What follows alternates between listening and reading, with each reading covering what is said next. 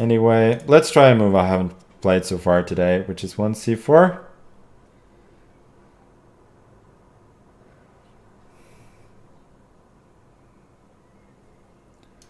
And g3. Sort of neo-Catalan line. Yeah, she goes, everybody seems to go for this line. What should I do?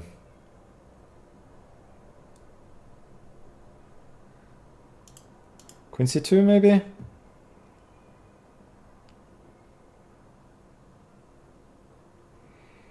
b6. Usually black goes c5, right? It's a bit strange. So d4, dc4 transposes into a completely acceptable line. So maybe I'll try and take first. I guess now knight d5. Maybe there's just isn't much for white at all.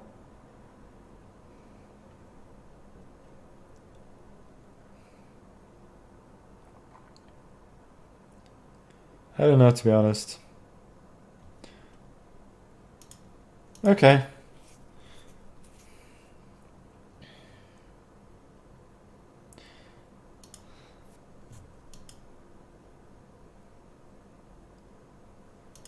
I'm gonna just try and grab a foothold in the center while I can. I'm trying to figure out if d5 is playable after c5. Probably isn't. d5, ed, ed, queen d5, knight h4, queen d7, rook d1, queen c8, knight f5. Looks very strong, no? Looks very strong indeed. So earlier when I said I don't think it's playable, I meant it's not playable for black, obviously. So I'm gonna go for this. I'm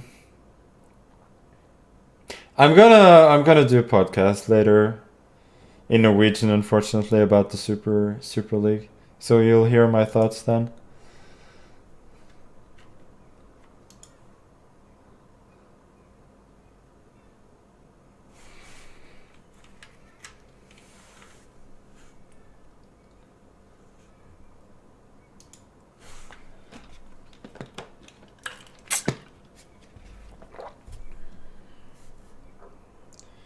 Okay, queen d5 looks reasonable.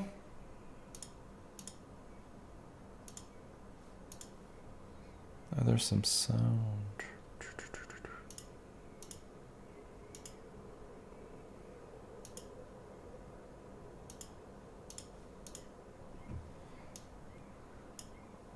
Rook d1.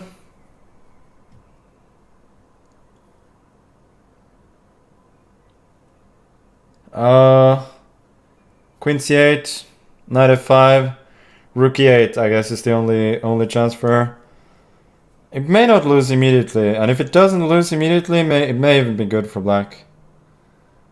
But it looks, I don't know, it just looks very, very strange. Maybe this is just modern chess and I missed the boat. Like, you calculate, and if it works, then it works.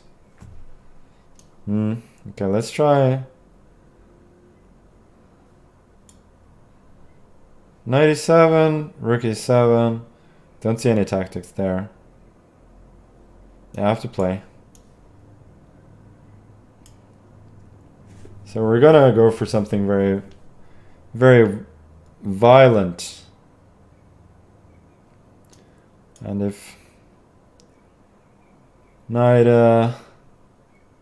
gh, knight h6. I think she probably has to take though. Don't know what else to suggest.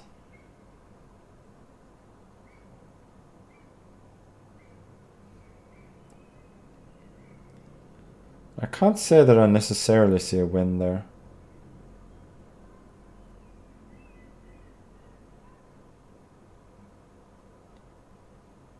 King g7 probably.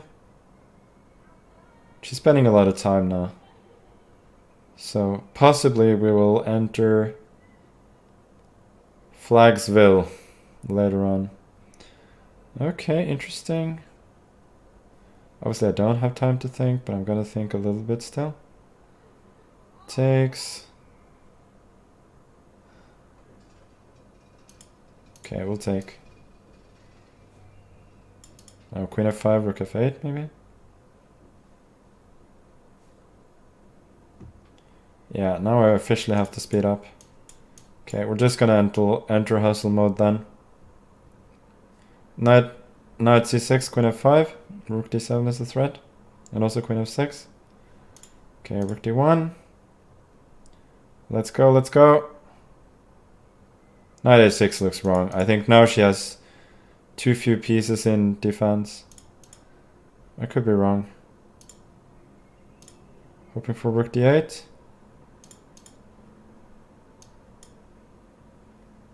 Okay, now there's mate. I probably had some quicker mate there. Oh boy. Oh boy. That was what you call a mess. A total mess.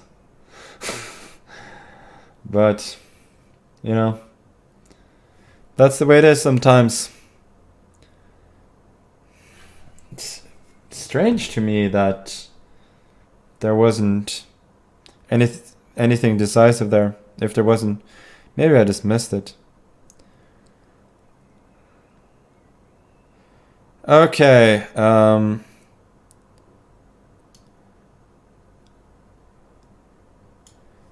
So now we have from Team Kremnik, Jonas Bjerre, the youngest Scandinavian Grandmaster at this point. And a very talented young player who I actually played an exhibition match with him a few years ago, and I won both games, but only after a serious fight. So this won't be easy for sure. Okay, now don't know if he always plays the Sicilian, but now that he gave me a second chance to go for e4, I'm gonna do it. What should I do here? Guess I should play something positional.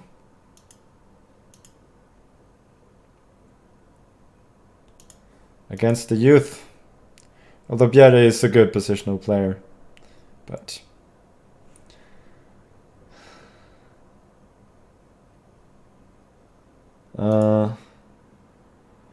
Castles is not the most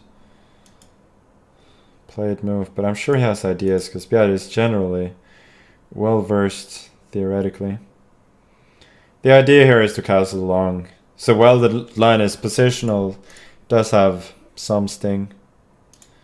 And then I'll take knight e5. I'll pretty much force a trade since I was threatening knight e7. And then queen d6. Now here, queen c4. I think I saw even trick played like this once.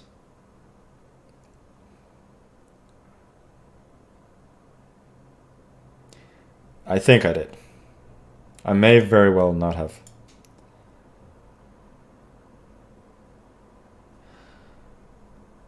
And it probably doesn't make a whole lot of sense, does it?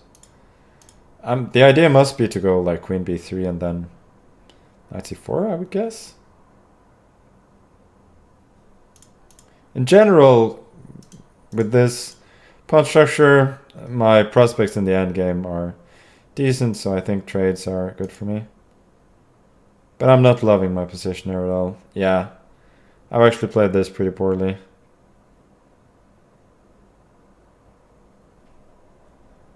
Don't know what I should even do here. Bishop g4, knight d5, knight c5, queen d5, rook b8.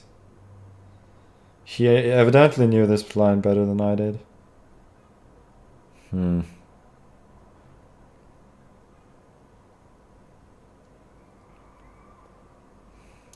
Oh well.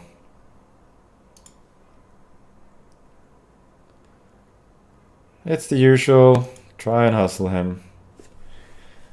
Plan A is obviously to outplay him, but hustling him is obviously a very decent plan B. So I'm not complaining that much. Rook b8, and now I'll try and go f4 if ef4, rook f4, bishop f6. I'm gonna do what Nieltsar did against me and just chop that bishop off and live with the consequences. So I'll take knight f3, I have to challenge that bishop.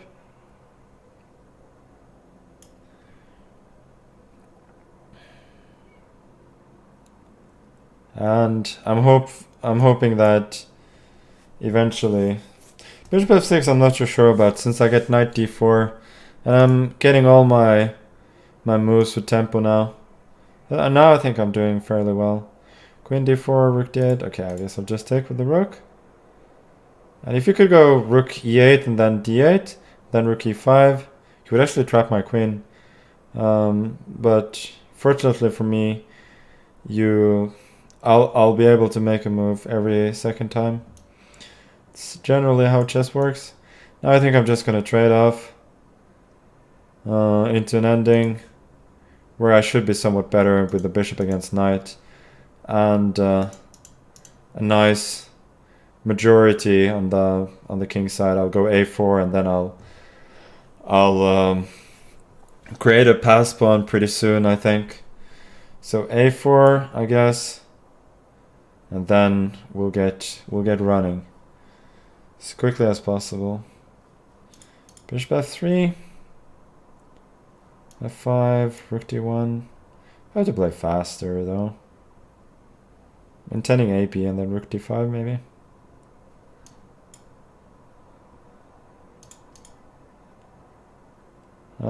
Yeah, I changed plans. Now I'm gonna try and see if I'm slightly better in this rook ending instead, which I may or may not be. King d2 next. If I can get king d3, sorry, king e3, I think I'm better. Also here, he has this one, which is a bit annoying, but oh, he still has rook e5. I missed that.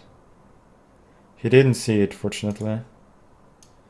We'll go g4 then. Now I'm winning. Yeah, I needed to see rook e5, and then he would have had great drawing chances, and I would have had to flag spill him. But now it's just hopeless, since he has a little to no counterplay. Rook d4, and then I'll just start pushing my pawns. Don't even care, just pushing pawns. Push some more. King d4, push, check, win another pawn, king up, easy peasy. Now I can even... Okay, good stuff.